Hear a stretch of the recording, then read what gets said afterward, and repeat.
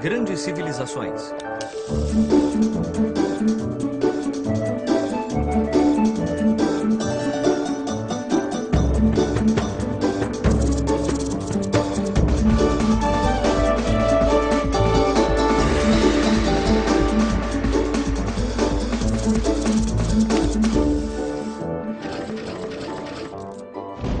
O Império Bizantino, primeira parte.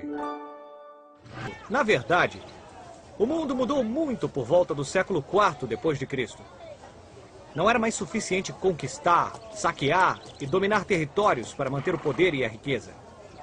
Agora havia uma outra maneira de acumular riquezas. Fazendo comércio com o Extremo Oriente.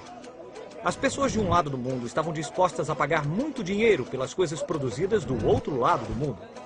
O povo de Constantinopla atuou como intermediário no comércio de mercadorias, ajudando todos os lados. Eles trabalhavam muito no comércio e prosperaram financeiramente. As distâncias de um lado ao outro do mundo eram imensas. E viajar naquela época era muito perigoso. Portanto, não havia muitas rotas de comércio entre o Oriente e o Ocidente. Isso significava que todas as rotas de comércio passavam por Constantinopla. Foi assim que essa cidade tornou-se um funil gigante, que recolhia todos os bens do leste para serem distribuídos para o oeste. Tanto dinheiro estava passando por Constantinopla que uma nova base de poder para o Império Romano se formou. Não era o poder dos exércitos, mas o poder do dinheiro. Constantinopla, a nova Roma. A magnífica cidade de Constantinopla era a capital do Império Bizantino. Como era localizada entre o Mar Negro e o Mar Mediterrâneo, Constantinopla tornou-se uma porta de entrada natural que ligava o oeste ao extremo oriente.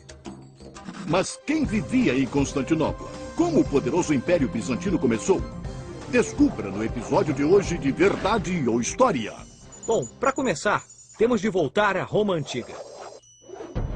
No ano 306, um homem chamado Constantino tornou-se imperador do lendário Império Romano. Constantino viveu alguns momentos complicados e turbulentos.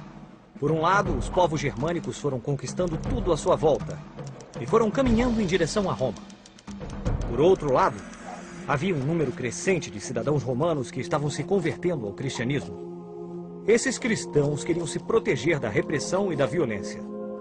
Constantino decidiu que a melhor coisa a fazer era mudar a capital do Império para um lugar mais seguro. Então, ele fundou a Nova Roma. Embora depois de sua morte, a cidade tenha ficado conhecida como Constantinopla, em sua homenagem. Entendi. Constantino, Constantinopla. É isso aí, Pipo. Eu sou um gênio. Constantino fez outra coisa muito importante. Foi o primeiro imperador romano a adotar a religião cristã. Isso significava que os romanos podiam praticar livremente o cristianismo sem temer a perseguição ou a prisão. Mas, claro, os romanos orgulhosos que ainda viviam em Roma não estavam, digamos, muito felizes com todas essas decisões. Eu não concordo com tudo que Constantino fez. Em primeiro lugar, como pode existir um Império Romano que não é governado a partir de Roma? Em segundo lugar, o que está acontecendo em Roma? Diante de tanto descontentamento, no ano 395, um sucessor de Constantino, o imperador Teodósio, dividiu o império em dois após sua morte. Teodósio foi o último imperador a governar tanto a parte oriental, com capital em Constantinopla, como a parte ocidental, com capital na antiga Roma. Seus dois filhos foram os herdeiros dessas duas partes. Mas os dias do Império Romano do Ocidente estavam contados e nada poderia deter o seu fim inevitável. No ano 476, o último imperador do Império Romano do Ocidente, Rômulo Augusto, foi deposto por Odoacro, um general germânico.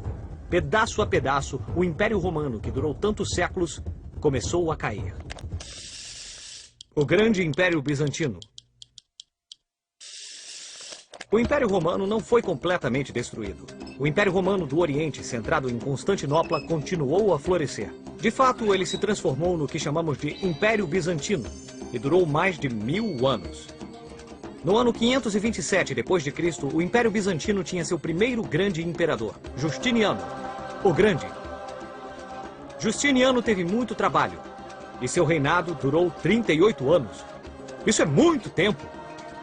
Justiniano usou a vasta quantidade de dinheiro que estava entrando no Império e ordenou a construção de diversas obras. Primeiro, ele construiu a frota de guerra mais importante de todo o Mediterrâneo. E com isso protegeu o comércio dos ataques de navios piratas. Ele também conquistou grandes territórios, incluindo a Itália e partes da Espanha, da África e do Egito. O Império era um território tão extenso, com diversas culturas e religiões, que era difícil manter tudo unificado. Então Justiniano decidiu unir o Império através da religião. Assim, ele ordenou a todos os habitantes que adotassem o cristianismo como a única religião do Império. E assim o cristianismo foi se espalhando por todo o Império. Ele também ordenou a construção de uma infinidade de igrejas. Ninguém tinha a menor dúvida sobre onde ir para rezar.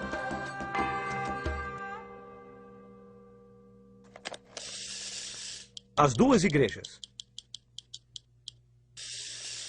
O imperador Justiniano queria o melhor para a igreja de Constantinopla. Ele decidiu construir uma obra-prima, a Igreja de Santa Sofia. Um edifício que foi um milagre da arquitetura. Sua cúpula media aproximadamente 31 metros de diâmetro e 55 metros de altura. E da maneira como a cúpula foi construída, parecia que ela estava flutuando no ar. A igreja era o símbolo da unidade e da força do Império sobre o cristianismo.